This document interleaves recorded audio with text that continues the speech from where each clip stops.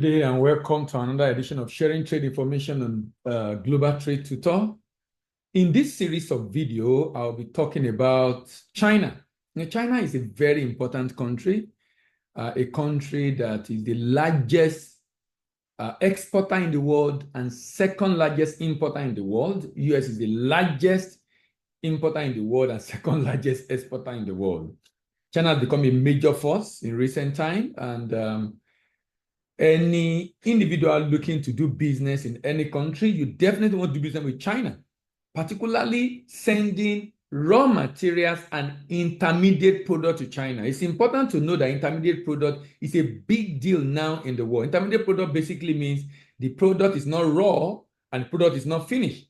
And China, being an industrial nation, highly industrialized nation, purchase a lot of these kind of products, particularly primary raw materials and intermediate product, because all these help them to be able to create jobs for their people. As a matter of fact, I'm aware there are some products you can't export finished to China. Why? Because it must be processed in China. Now, these are the kind of policy that China have in mind, or China have put in place to be able to ensure that its country is not a dumping ground, but rather its country, so is the import of China is deliberately targeted to be able to attract raw materials required for manufacturing and intermediate product required for production within the country. In fact, sometimes governments set up a trading company and government fund those trading companies, and those trading companies purchase these raw materials and stockpile them so that when organizations, manufacturing companies, factories need them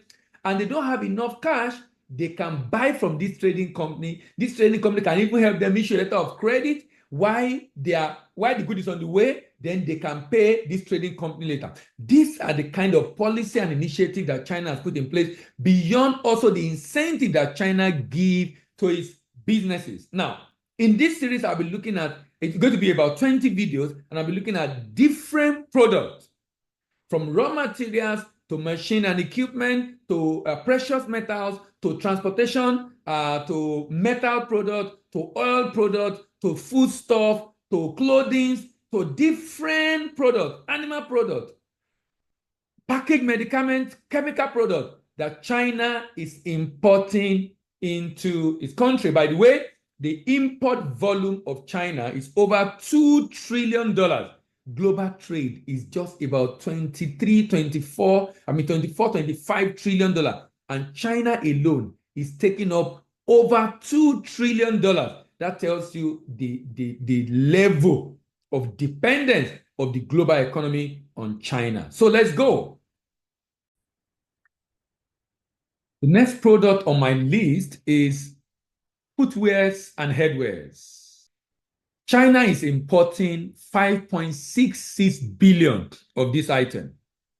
And we have leather footwears, textile footwears, processed air, rubber footwears, footwear parts, knit hat.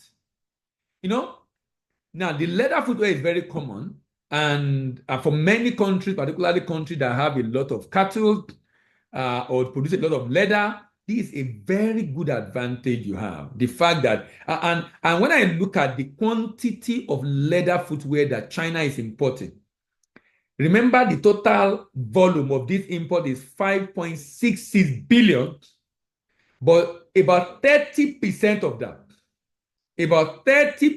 that is leather footwears. That's about almost 2 billion is leather footwears. That's a large chunk of item imported into China. And I'm sure Italy will be a contributor to this. Any country that is producing leather or have cattle and processed leather can also begin to take advantage of this opportunity, converting into shoes and different kind of footwear. Then textile footwear. What's interesting is the fact that there is as much demand for leather footwear as much as we have textile footwear in China.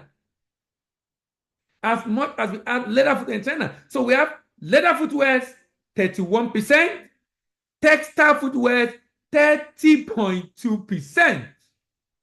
Now, in addition to that, even about 10% of this import is rubber footwears. Rubber footwear.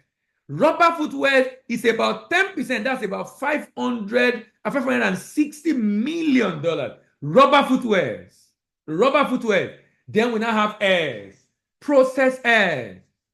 Processed air. 16% of the import within this subsector of import of China is processed air. Then in addition to importing rubber footwears, leather footwears, textile footwears, they also produce footwear in China. So they import the parts, the buckles, the rope, the sole, and different parts of the item of the different parts being used to produce footwear in China are imported into China. In addition to this, we have the fake air, we have the knitted hat, and other footwear, and of course, other headwears.